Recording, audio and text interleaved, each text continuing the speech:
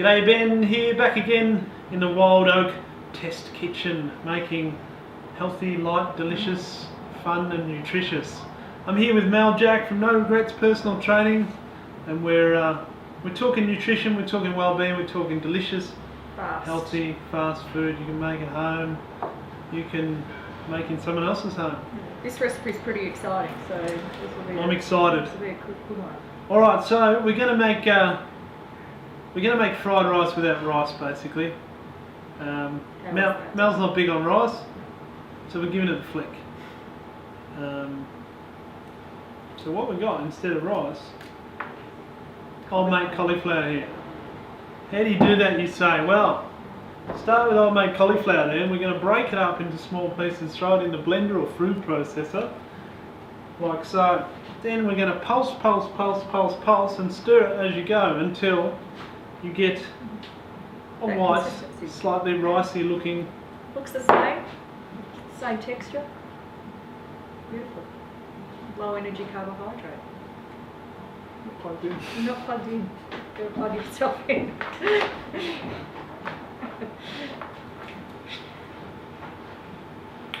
There you go. Cooking now. So it's interesting over the years with clients that I've worked with, how many people are actually intolerant to rice and not realise that they are. So a way that to check for intolerances is I would remove a particular food out of someone's diet for 21 days, and then on day 21 reintroduce that food and see what reaction they get to it. What happens? Do they fart a lot? They do that a lot. They will get bloating or gassiness or needing to make a very quick dash to the bathroom, which is a positive indication that there's an intolerance, and rice is a big one. Pasta and oats also are other big ones. Sometimes those grains can be nothing but trouble. They Alright, present for you. I've got a Thank couple you. of eggs there. Give them a bit of a smash up for me, can you? Alright, so we're going to make a bit of a sort of an Indonesian fried rice here, or a nasi goreng.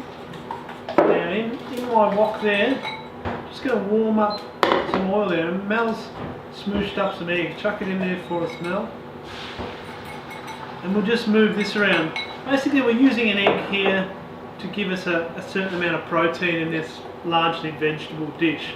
You could add other proteins to this dish, but in this case we're going to use protein. Throughout Southeast Asia, eggs are probably the most prolific, renewable sort of protein matter. So if you were an Indonesian sort of family, you would eat eggs more than you'd eat chicken as your protein matter, because the chicken gets to live and keep producing eggs. Alright, so in there I'm just going to cook this little egg off just as a little omelette, just like that. So let it sit there until it kind of cooks up, and then I'm just going to fold it up like so. And I need a plate. Mel's always getting me the plates. I never set up my own plates. And this, sometimes we'll mix this through the dish, but this I'll show them, I like to use the omelette as a bit of a garnish. Now, what I've just made there could actually be your lunch. Yeah, bit of salad, done. Just like that. Now, people are always telling me I haven't got time to eat healthy. Excuses. Well, that's quicker than walking down to the KFC. down to the bakery to buy a pie, Smithy. Now, in with your cauliflower rice, or we'll just call it cauliflower grains, and we're going to notice it's sautéing off. We're going to give that a bit of a saute, just to get a bit of nuttiness to it. So a little bit of seasoning. So you could use coconut oil as well if you want. Yeah, definitely. Yeah, coconut oil is very popular now. A little bit of flavour, different flavour. It's a very good fat. We were talking about coconut oil earlier off camera, and you were discussing that it's an anti. It's at high heat. It's not carcinogenic. So your vegetable oils, sunflower oils at high heat are carcinogenic. So your coconut oil is not. So it can be heated to really high heat, and it doesn't damage the quality of it. It probably goes less bitter at high temperature than other frying mediums as well. Alright, so to get it Get a little bit of colour on that, and then once you have, you can basically add anything you've got in your vegetable artillery. I've got some ginger here. We love ginger. Bit of chilli. I've got some chilli, and I've left the seeds in there because we're hardcore around here. I've got some more chilli there. Is the red chilli hotter than the green chilli? Or? Yes, yeah, definitely.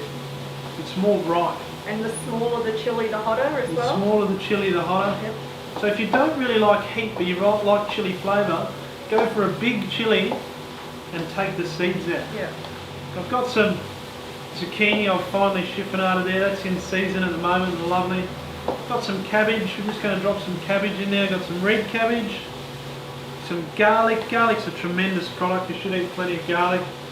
And I've got some wombok, some Chinese cabbage in there. We're just going to saute all this off and get it crispy. You don't want to cook the shit out of this until it becomes some wet, soggy, insipid, soggy crap. Don't overload this pan so it's piled up. If you're cooking for 10 people, do it in 5 batches, okay? Yeah. Keep it crisp, keep it nice, keep it tasty. The worst thing you can do is let this drop off the heat and start to stew. You can hear it's sizzling, it's cooking, it's adding a nuttiness. When your vegetables are slightly cooked but still raw, you're going to get a lot more sort of fillingness out of it. You're going to get a lot more of the... You want the crunch. Yeah, and it makes you feel fuller for longer. Yeah. You actually have to chew it, so it is. Yeah, that's true. It takes longer It too. takes longer. And you could add any vegetables to this, so asparagus or carrot, capsicum, Just anything. about anything. Just Anything. slice it up finely and you're away. I've got some fish sauce here. Now we're talking about fermented foods as well before. Fish sauce is one of the ultimate ferments. Widely used in Indonesia, Vietnam, Thailand, Laos, Cambodia. You don't need to add any salt to this. The fish sauce will do the salt for you. Oh, Sorry. Tooly dooly. Here we've got a little bit of sweet soy, which is a sort of a molassesy soy. Sticks to it nicely. And we're just going to add enough just to coat that cauliflower rice. Beautiful. You can still hear the sizzle. And then 3 or 4 minutes and she's right to go. So I'll just muscle you out of the way now that you've done all the hard work, Mel. Then And make we'll sure serve that that I up. have plastic utensils when I'm in the kitchen. Shame we can't get any of those plastic knives in. That's right. So whack that in the centre of a nice plate. Get a little bit of height to it. Makes it look nicer. I think the nicer you make your food look, the more you value what you're eating too. And then we're just going to sit some of this lovely omelette. It's just got some parsley in that omelette too. That was just eggs. I didn't add any cream or dairy or anything to it. So if you're Beautiful. dairy intolerant or whatever, you're right with that one. So a lot of this can be prepared earlier. You can have all your vegetables chopped up ready to go. So when you get home at night, literally 10 minutes and that's done.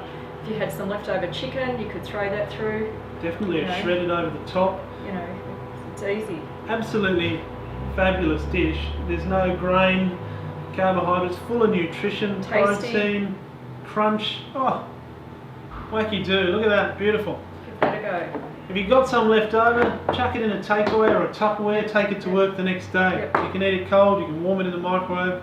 Lovely. Some turkey mix would be nice. Yeah, lean turkey, it's delicious. Beautiful. It's quite rich that. Yeah. Thanks, Nice. Mel. Enjoy. Thank you.